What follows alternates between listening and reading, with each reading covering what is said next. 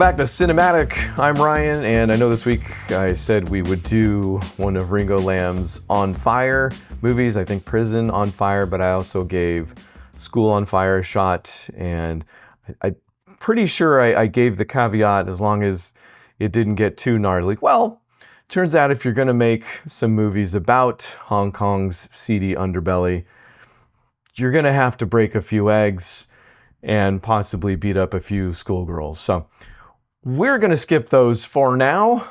And what I'm going to do is make good on what I started to do before I went on this John Woo, Ringo Lam kick, which we will come back to, by the way, quite possibly just next week even. But I'm going to finish watching In the Line of Duty 4. I was literally in the middle of it when I was like, I need more John Woo and Ringo Lam. So going to make good on that this week. And I am talking about the In the Line of Duty 4 from 1989, not any one of the literal hundreds of other properties with the title In the Line of Duty. This is the Donnie Yen one. We're doing the one with Donnie Yen in it, although I'm still not positive that doesn't describe several movies. But this made the list because of John Salvitti's Art of Action episode on YouTube. You can go watch, I'll link it down below as well. It's fun and interesting, and they do have quite a few words to say about In the Line of Duty 4. But John Salvitti became a longtime collaborator with Donnie Yen. I guess he trained at his mother's school for a while, even before that, before he started appearing in movies with Donnie Yen. So we're going to see him again, but this is his first movie, actually. Credited as CIA Agent number 3, in fact, right up there with, what is it, Frightened Inmate number 2. But what I didn't know is that this actually is part of a series of Girls with Guns movies made by D&B Films that includes Yes, Madam, which was Michelle Yeoh's like absolute breakout of a movie. I don't think it was her very first, but it's the first one you should watch, and very early on realized that Michelle Yeoh was going places like she has. But what happened, I guess, was that there was another movie called Royal Warriors, I think Michelle Yeoh was also in actually, that hit. And when that got exported to the States, it was titled In the Line of Duty. So what they did was take Yes, Madam, which had already come out a year before, retitle it, I think export it to the States as In the Line of Duty 2, which is why you'll see that movie listed as that. In fact, if you buy the In the Line of Duty box sets that they have going around, Yes, Madam is typically in there and looks fantastic. But then after that, they actually started making straight up In the Line of Duty sequels with number 3, which is the first one that has Cynthia Khan in it. Yen Wu-ping jumps on with number 4, brings Donnie Yen with him, and here we are. None of the sequels, official or otherwise, are on my list, but if you're curious, they include The Middleman, Forbidden Arsenal, Sea Wolves, Death Triangle, and inexplicably Yes, Madam 5, even though it's like, it's the last, it is considered an unofficial sequel, but it's literally carries the title Yes, Madam, and there is no Yes, Madam 2, 3, 4. So it's just like I don't know how they got the 5 or why this one particularly was a Yes, Madam, but that's in there somewhere as well. They do say Yes, Madam, like the actual phrase Yes, Madam, an awful lot in the Line of Duty 4. So is that what makes a Girls with Guns movie, is saying Yes, Madam an awful lot? I don't know. As far as Yen Wu-ping goes, this is only the second that he did in a modern day setting. Tiger Cage the year before. And we, I think, are going to watch Tiger Cage 2, by the way. But this is only the second time he's made a movie that takes place in 1989 in 1989. So still kind of okay, I guess by 89, it's not like, strictly speaking, a very new thing, but obviously part of that new wave. And since it is Yen Wu-ping, we get to the fighting pretty quick. So Cynthia Khan's character, oh, by the way, Cynthia Khan got her stage name from Cynthia Rothrock, and Michelle Khan, Michelle Yeoh went by Michelle Khan at the beginning of her career. So she literally just took those two, and Cynthia Khan became her stage name, which, brilliant.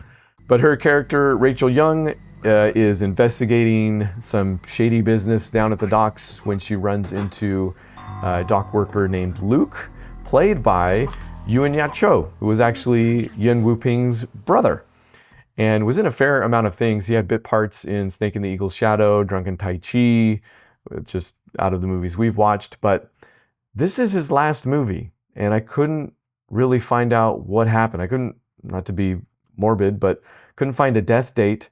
So I think he's still out there. I think this was just whatever happened, he decided his last movie. So take it in while you can. I will say, so he plays the dock worker that runs into Cynthia Khan while she's doing her investigation. He kind of saves her when she's discovered, brings her back to his place, because she gives the story, I think, that she just got off the boat, and he's like, I remember when that was me, and he gives her some money and is like, go on your way. But she hangs around because obviously she wants to continue investigating, but also wants to know if he knows anything. He doesn't. He's just a dock worker. But in the process, the way we get to the fight is, the opening fight, is that his brother kind of crashes through the glass with like a number of gangsters in tow, not related to the drug deals going down at the docks. Turns out the brother is a gambler, has racked up some debts, and the gangsters are seeking to extract them. So a fight ensues, and I'll say Yen Yat Cho doesn't seem like a particularly gifted martial artist, actually. He's credited as being part of the Yuen clan, which would literally be as Yuen Wu-ping's brother, but also, you know, like the stunt clan. And like I said, this isn't his first movie, so obviously he's been around, but again, one of three things going on here. He is just a dock worker in the film, so perhaps his choreography, which the other thing that could have been happening is that maybe he didn't have a lot of time with the choreography, maybe he didn't take to it quickly, you know, like whatever, who knows. They're doing this all on the spot, as they do. But in the story, he is just a dock worker. So I would side more towards this, is that he is meant to look like he's just doing the best he can. And it's not a technical fight right up front anyways, it's more environmental, I want to say. So up and down stairs, off of catwalks, stuff like that. You know, still very impressive and absolutely fun to watch, but improvised, it feels like. So Yen Yat Cho doesn't necessarily get better as the movie goes on, but the third thing that might be happening is just that he's opposite Cynthia Khan and Donnie Yen, who we'll talk more about later. But I'm not sold on the movie right away. There's a kind of strange day-night thing going on. I don't know if it's an actual continuity problem or if I'm meant to believe this is taking place over the course of several days within the first 20 minutes of the film. Either way, you kind of get lost the way it goes.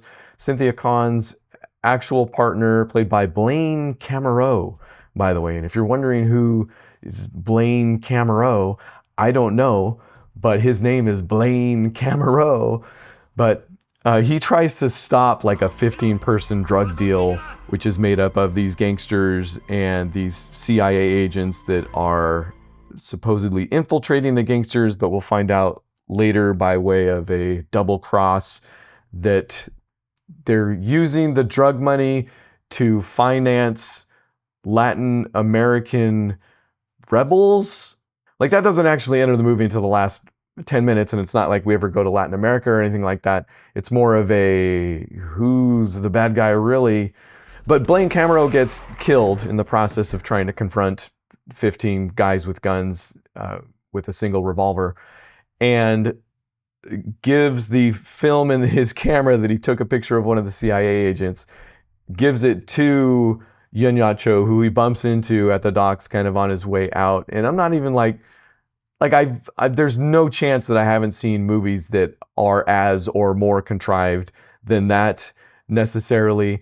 I think it just wasn't still gelling at this point. And Yen Yat Cho takes the film and tries to put it in his pocket, and it falls and like disappears essentially from the movie. I thought they were going to go back later and figure it out, and that was become like it's like they had a MacGuffin for a second, we're like, nah, and got rid of it. And it's more of the fact that he doesn't actually know where it's at, and everybody thinks that he does, that drives the plot from there on out. So I don't know, maybe that combined with the fact that it feels like, and this couldn't possibly be true, that it's playing a little too fast and loose with the cop drama tropes. And I'm probably just getting far too subjective at this point, but there's movies where like they have all the pieces, they're in roughly the right places, and if it's done in vaguely the right way, even if I have like other issues with it, like maybe this is unearned or this is just one too far, like it can still outweigh it and the movie's still like I'm still having fun or I still enjoy it type thing. I don't know. Maybe the scales are too imbalanced in the other direction at this point, but what fixes it, strangely enough, is that Luke's like gambling brother ends up dying in defense of his life. And now the movie's got some stakes, you know, it's got some emotion and it's got more Donnie Yen at this point, might be the actual thing that starts to put me over the edge. I mentioned a bit previous, I think with Drunken Tai Chi, about where Donnie Yen came from and great and all that. I don't know how much I got into the fact that he is just technically stunning to watch in, I think everything certainly everything I've seen him in so far. He looks like he's full of right angles, you know, not just like the right angles for what he's like, he's got perfect form, but like actual right angles at times. And he's compact. So I feel like everything he does is like terminally efficient, you know, which is probably what made him such a good, perfect technical choice for the Ip Man films, which Wing Chun being a close quarters martial art, if I'm correct in that system. And I don't know enough about, like, I still don't have the eye to tell you that that's what's going on in this movie necessarily, but it is also directed by Yuen Woo-ping, who, you know, did a lot of that stuff too. So maybe. But Cynthia Khan is something to see too. So she was a Taiwanese actress and dancer that took up martial arts, I guess excelled at Taekwondo. And I think that, yeah, she didn't start acting until 1986. And this movie was in 89. So still fairly early on in her career. But even though you can tell a little bit easier when she's being doubled, because it's usually by a dude, it's not often, like it's not a lot, and she's still doing a lot of those stunts herself. Like I swear I see her hanging off cars and, you know, certainly taking a beating. A lot of those slow motion, like there's a shot that I'm seeing quite often where they'll do in fact, I learned this from the Art of Action videos. A lot of times they would put a shoe on a fist and then get the close up. And then the shot of somebody getting kicked in the face, you know, like where there's actual contact. And I think because you are doing it in slow motion, you can kind of, it might look a little bit harder than it actually is, but you can still get the actual contact in there. But still, and I don't know if this was the case here, could have very well been a shoe on a fist. And just like, she's getting knocked in the side of the face more than a few actual times. So Cynthia Khan, also, okay, no slouch when it comes to the choreography. This is a Yuen Woo-ping film, so she's got some long takes in there, some multiple, maybe 10 move situations going on. So, and I'll say this about her and Yen Yacho for that matter, they are putting in the work. I don't care if, you know, they look a little sloppier next to Donnie Yen, because everybody does. Like the blood, sweat, and tears that I feel like those two, regardless, put into this movie shows. And Cynthia Khan actually does get the final kick in the movie. The final like fight goes to her essentially in this thing. In fact, if you look at the poster, like she looks like she's getting top billing in this. Like Donnie Yen's kind of smaller in the background there. So I guess this being a Girls with Guns movie, that would make sense. But it's just great to see. And she can carry the movie, I think is what I'm getting at. It's basically her and Donnie Yen are the two main cops throughout. They're at odds because she's too emotional and he's too impulsive, which is also kind of emotional now that I think about it. But they, in both defending and beating Yun Yacho, Luke, in the movie, managed to get him shot outside of his mother's home, which is kind of a sweet, like the movie kind of pivots on that actual scene where he convinces them to take him to his mother's house in Hong Kong because he flees to Hong Kong at one point. The movie starts out in Seattle. And then they take him to his mom's house, and everybody kind of makes friends. And it's where Donnie Yen's character, I feel like, begins to care for and at least believe that Luke doesn't know where the film is at, isn't in league with the bad guys, etc., etc. So there's no small amount of twists and turns with this. The other bad guy that I mentioned, the double cross, is actually also Donnie's, which by the way, Donnie Yen plays Donnie Yen in this, so I'm not just doing that thing again. But he has his actual partner, Michael, is the other CIA agent that like pulls the double cross because he's in league with the drug dealers, and again tries to convince Donnie that yes, he's CIA. You should be CIA too, and we should all sell drugs so that we can finance these Latin American rebel forces. But Donnie Yen doesn't go for it in like one split second. And if you're into this movie for the action, if you tuned in for the action, which none of it's subpar by far, but if you want the YouTube stuff, it's in the last 10 minutes of this, and it's very good. Although I don't want to undersell the fight with Donnie and John Salvitti in the middle of this. That's actually pretty good too. In fact, that might be the one that you see on YouTube most often, because you can't really just post the entire ending of a movie somewhere. But as you might expect, the last 10 minutes of a Yen Wu-ping movie are very good. The whole thing is very good. Very good martial artists, very good stunts, and those can all be taken and appreciated all on their own, in a vacuum. I don't know that it all gelled necessarily. I don't know that this movie, for me, is more than the sum of its parts, I think is all I'm saying, which I'm watching a lot of movies that transcend the medium, that are some of the best ever made. I'm doing a lot of air quotes this time, podcast listeners, just so you get the full experience here. Hard life for the kung fu movies that I watch that aren't some of the very best ever. Actually, you know what? This still might be some of the very best ever made ever. I might watch some of the others that I've watched already before this one. If you only had to watch 10, maybe don't put this on the list somewhere, but still very fun, very enjoyable, easily recommendable. So I recommend it. Come back next week when I quite possibly will also recommend. Right, so chronologically I did some hopping around. I rather than do like several John Woo movies in a row, I was like, let's finish off In the Line of Duty. So I'm gonna go back a couple months and do The Killer, another John Woo. Possibly. Again, we'll see how it goes. We'll see how gnarly it gets.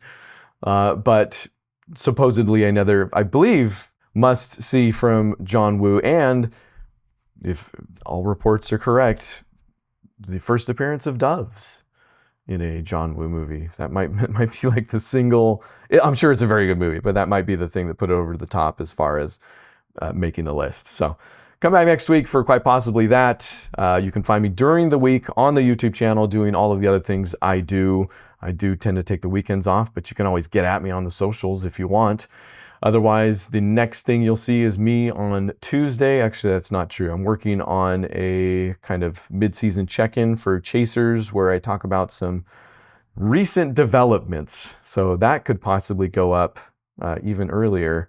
And of course, the Patreon people make this all possible. You're going to see their names in a few. If you want to be one of them, you'll find me over there at patreon.com/Ryan_runs_. Sign up for $2 a month. It's nothing. It's peanuts. Or you can find a PayPal link, a Peanuts PayPal link. If peanuts are not involved, please don't copyright strike me. Where Snoopy himself says, throw $2 in the tip jar. You too can be a part of this. Thank you, goodbye.